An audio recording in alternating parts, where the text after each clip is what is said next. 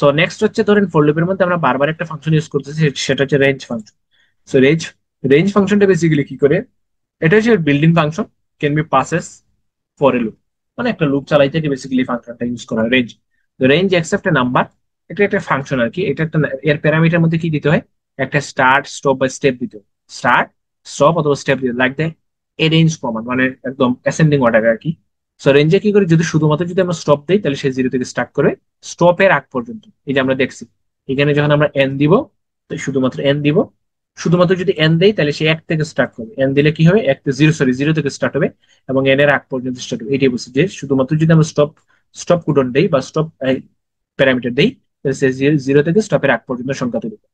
আর যদি স্টার্ট এবং স্টপ দেই, যেমন এখানে স্টার্ট দিছিলাম ওয়ান আর স্টপ দিছিলাম হচ্ছে এক, তখন কি হবে, তখন কি হবে, একদম স্টার্ট থেকে এন্ডের আগ পর্যন্ত মানে স্টপের আগ পর্যন্ত সংখ্যা তৈরি করে। আর যদি আমরা স্টেপও দিয়ে দিতাম, ধরেন এখানে স্টেপও দিয়ে দিতাম যে দুই ঘর করে জাম্প করবে বা দুই ঘর করে জাম্প করবে, তাহলে দুই ঘর করে জাম্প করে শুধুমাত্র সেই বেজোড় সংখ্যাগুলো দিয়ে দিত। আর এখানে যদি এন প্লাস ওয়ান দিতাম তাহলে ওই পাঁচ পর্যন্ত কি হইতো, সংখ্যাগুলোকে জাম্প করতে হবে। That's it. সেই রেঞ্জ ফাংশনের মধ্যে এই তিনটা প্যাটার্ন হইতে পারে, শুধুমাত্র স্টপ স্টপ থাকতে পারে, স্টার্টের সাথে স্টপ থাকতে পারে, স্টার্ট স্টপ এবং স্টেপও থাকতে পারে। ক্লিয়ার?